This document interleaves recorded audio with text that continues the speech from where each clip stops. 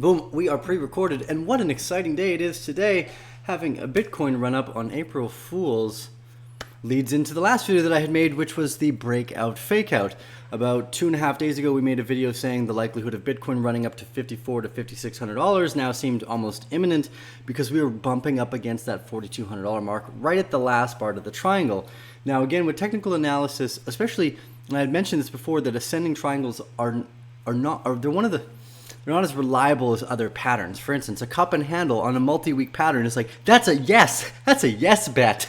Whereas the ascending triangles are a bit more precarious. They don't have an obvious direction that they're going. They're usually continuation patterns. We had known we were expecting a B wave, and that's what we saw. We actually saw a healthy B wave in Bitcoin. Finally.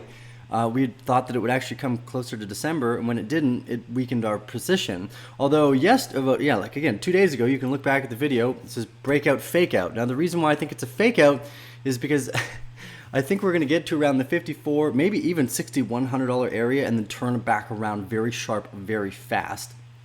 That's my guess for now, based off the technical analysis, again, because we were looking for a B wave to the $5,200 area with a turnaround. Now, the fun part is, I'm still bearish in the intermediate term here that we're going to go back down and test the $3,200 area. So with that in mind, let's just take a look around and see what we can see. So we have been watching this chart for quite a while. This is what we were watching, this triangle here. This was see this ascending triangle. The fact that it broke out this nice steady upwards pattern after we didn't touch back down here, this is why I was starting to lean into the likelihood of us going higher. Again, this pattern, this ascending triangle, these are not as these are a more precarious position to hold because they're not definitive. Whereas a cup and handle is a hell of a lot more of a definitive of a play. It's a lot easier to place big bets on. So again, what's nice here, we're at 16% up in Bitcoin's price since the move yesterday. If you look at the volume profile fill here, there's a massive gap right up to 5,600. This is where our initial line is drawn, 555 essentially, for where we're going to hit massive areas of turnaround. Now, this market seems to be full of, I'm going to call it irrational exuberance. That's what they call it in the other stock market, in the old stock market. I guess I'm comparing the crypto world to the new stock markets. But I think the overzealous and irrational behavior of the people that enter this market. Now, first off, because they're people like me. Second off, because they're people that are generally against things like the Federal Reserve. They're against centralized banking because that's the worst form of banking ever. It's not good for anybody, so it makes sense. We all want this game to change. But the difficult part is really understanding the relationship between this market and the others. That's what everyone seems to want to ignore. And if you look at the S&P 500, the day that the S&P 500 turned around and above its key areas of support and resistance, obviously nowhere near what Bitcoin did, but look at this big gap in this jump here. My question, look at this, we broke just above the support and the resistance on the S&P 500. Now, I'd always speculated, and I still will, because we might see a breakout in the stock market, that we're seeing what we're really seeing is a degradation in the dollar. But look at this, the dollar is touching back up against highs as well. So the sentiments are absolutely off the charts and in la land. I'm almost starting to suspect that maybe they're going to turn on the printing press and just try to print their ways into oblivion. And if you actually look, there's evidence for this on Mises' report about quantitative easing. And the Mises Institute is a fairly well-known monetary report. They also do a bunch of other stuff around freedom, Austrian economics and freedom. And we had seen that obviously quantitative easing was a failure. Here's what it actually did. We know that they've propped up the stock markets, but they've actually made an article just a few days ago. I'm not going to be able to find it right this second, am I? Anyways, they made an article just a few days ago at the beginning of March that talks about the likelihood of them doing quantitative easing again. And that's really one of the scary things. We haven't seen them come out and say that point blank.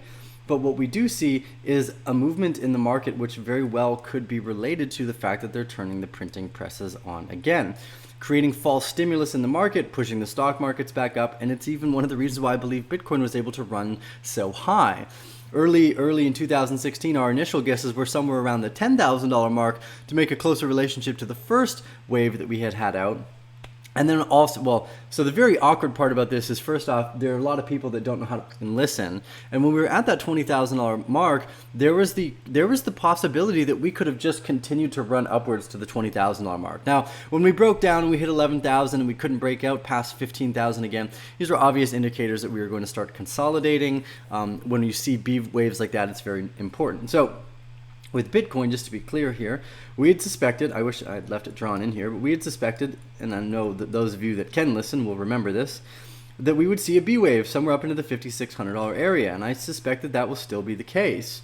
Actually, this is obviously the case now. It's not I suspect. The continuation pattern of the ascending triangle didn't break the way it normally would following the continuation.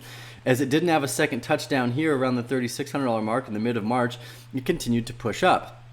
Now, I think this is going to be a fake out because we're going to see a crossover of the 50 and the 100-day exponential moving averages. And I suspect that this is going to get a lot of people into the markets and going to over bump that irrational exuberance and maybe even push us as high as $6,000. Now, I bet definitively that we're going to come back and test the $3,200 area right here. This little gap here. Now, this is really where the next big fun things are going to come into play. Everyone's been arguing, we'll never see Bitcoin go as low as $1,000. I actually still stand by that assertion. I'm not worried at all because I know if we touch this $5,800 to $6,200 mark, we're going to come back to $3,200. So we're going to see at least the previous lows or at least around that area, anywhere in a few $100s. It's the same range to me. If we are to go higher again. So we're going to at least come back down to where we were and test that $3,300 area after we go probably around to the $5,600 area. But I do still suspect that after we touch the $5,200 area, we're going to break through the $3,300 area and come down into the $1,000 area. Maybe my original guess and assertion was 1,600 because of the volume profile fill right here at 1480. But we could go as low as 1,000, maybe even 800 on a wick for some of this. So it really comes down to understanding of patience. Now, everyone wants to get all hobo, mobo, jobo around the nonsense that was going on in these markets, but if you've been paying attention and you're a happy Bear family member and you've joined the Bear Den, we have a private group that we've been building, and the newsletter notes that we've been keeping, as well as the Telegram channel. You were actually following along for the calls in Raven, as well as Flow, Raven was well over 600% in the last few weeks. So while everyone's like gonna poop their mouth about the excitement that's happening in Bitcoin for 16%, we just saw a 600% gain in one of the tokens that we've been following. That's awesome, but what that reminds us of is the realization that this market is booming almost every day. It's just about understanding where those booms are coming from and why they're developing. Now, Bitcoin is the leading financial instrument in this particular sector, and when it moves, everything else moves along with it. As you can see on the right-hand side of my screen here yesterday, Ethereum popped up to $162, bringing in a 13% gain in the last 24 hours. It's actually testing the top of its triangle. This is a really nice, the continuation pattern here might be really interesting to watch. What's interesting is we weren't really playing in Ethereum at all, or Litecoin, because we didn't really care. We've always been sitting in Bitcoin because we haven't touched those original investments that we made. Like I said, on my initial investment into Bitcoin, I haven't touched at all. I don't want to. I try to leave that as like my rock bottom. Well, alongside the other rocks that I keep at my bottom, but whatever. That's a whole nother story. But these 18-20% moves, these are fantastic, and what they also do is push down tokens like Raven, because Raven, what we're interested in is actually using that to acquire more Bitcoin. So if you had one Bitcoin in Raven, you now have 6 Bitcoin instead, right? If you had sold. Now, I make a really key point of saying this in the Bear family. First off, none of this is investment advice. This is strictly for information, educational purposes only, but we are not hodlers. The only reason I keep my initial Bitcoin at the place that I bought it at, because I got it at $90. I don't really care. It could go to 0. I don't care. I bought it because I want to invest in the future, the financial security of the entire ecosystem of the world. And that's not an investment. That's a wild, emotional, philosophical speculation of pure hope, dream, and wish that seems to be coming closer to reality day by day. Now, the exciting part here is that now that we see momentum in Bitcoin again, we're going to see the same type of wash and flood back that we had seen in the previous moves when we get to take these big, like taking 600% profits in Raven and then moving it back into Bitcoin and then going from riding another 20% in Bitcoin and then waiting for that pop in the alternative other digital asset area. And that's the exciting part here, is that I'm not a day trader, but I like swing trades. Raven was one of those swing trades. Flow, we did 50 to 60% on in just a few days. And that's why I don't ever hodl, is because I look for an entry and I look for an exit and I follow that strategy. The only time I don't follow that strategy is with my initial Bitcoin investment, because I don't care. Now, so this is always fun, because I know we get a lot of the Moon and Lambo people who are going to come to the channel and say, oh, see, you were wrong. We're not going lower. Well, we don't know that. We're not in the future yet. We're today. Today, we've seen something beautiful in Bitcoin's price movement.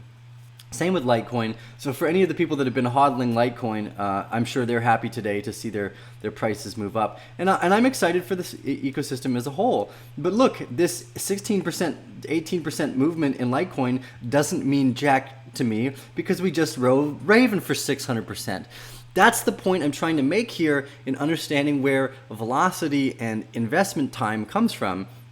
I don't want to just jump into an asset and hodl. That doesn't make any sense to me. I'm not looking at an 18% gain in Litecoin and be like, oh no, I missed Litecoin. No, not at all, because I'm following the flow. I'm paying attention to the patterns that I'm interested in, and that's exactly what we're doing at the Bear Club. I think we saw about 10 or 15% in ADA, and it's actually still holding relatively strong too. So this is the fun part. We're getting into another nice few waves of trading. Now that Bitcoin's jumped up, there's going to be a lot more money flowing back into the altcoins section, probably not for another at least 12 to 24 hours. I think Bitcoin is going to try to push to the $5,200 mark today.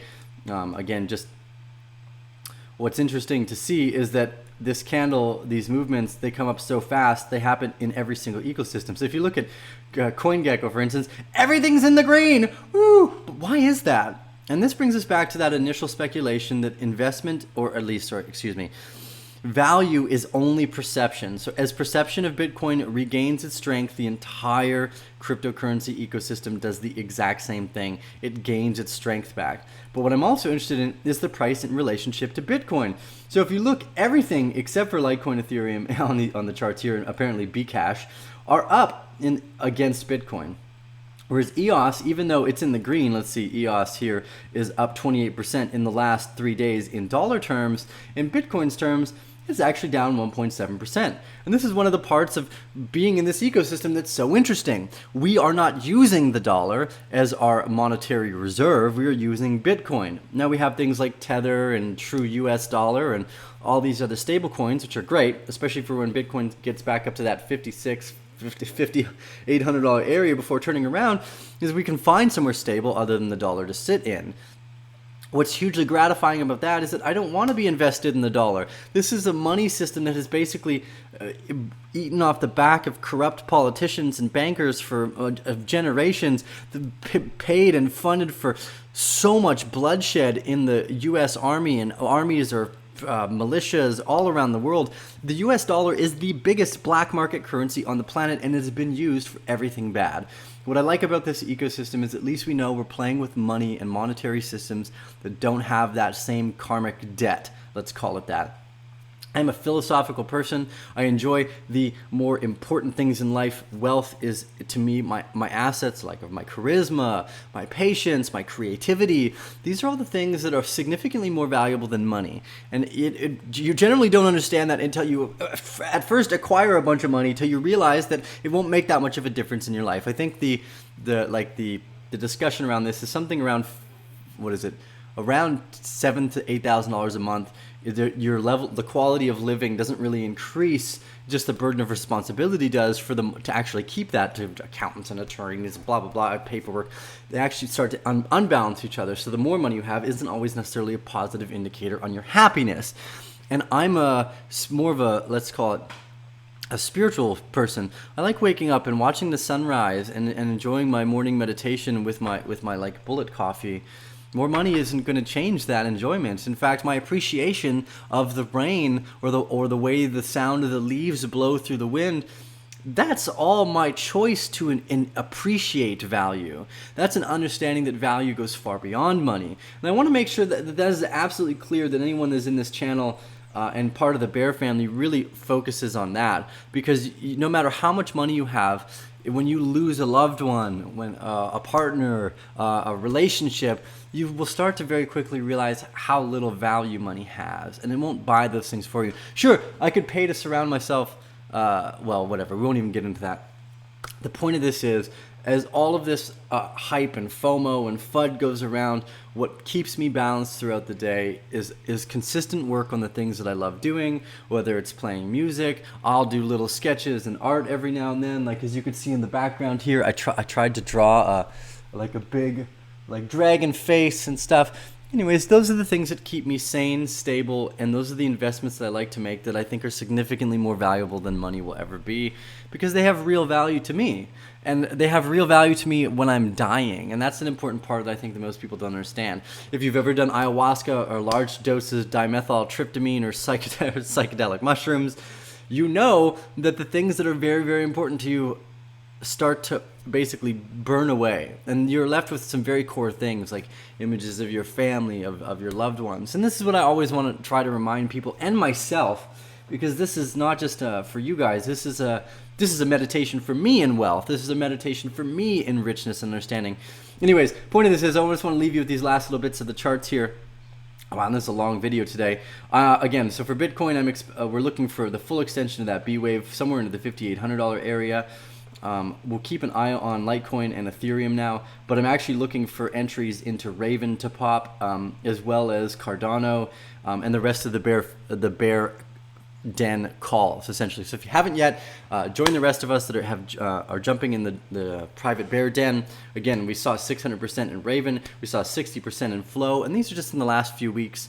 So for the 20% movements in Bitcoin, Litecoin, Ethereum, they don't seem all that enticing, but what's really exciting is we know that this ecosystem is not going anywhere, and dear Bear family, neither are we.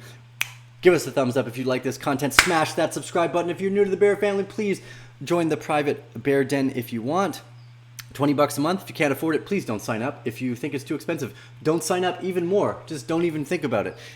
We have a free group and Telegram and newsletter channel that you can join as well. You can go to arcanebear.com, all that fun stuff. arcanebear.com/club if you want to join the private den. We'll see you guys on the other side. Thank you so much. What a beautiful ride. I hope you guys are all enjoying that as much as we are today. It is super amazing to be part of this ecosystem, and thank you for being so supportive of my ridiculous self, and investing in not just Arcane Bear, but in the community and the family that we all have here together. I'm deeply grateful for that. We have a live stream with Crown's Crypto Cave coming up today. Some of you guys connected that's for us. I'm always grateful you guys are bringing this podcast. So we'll see you guys here in about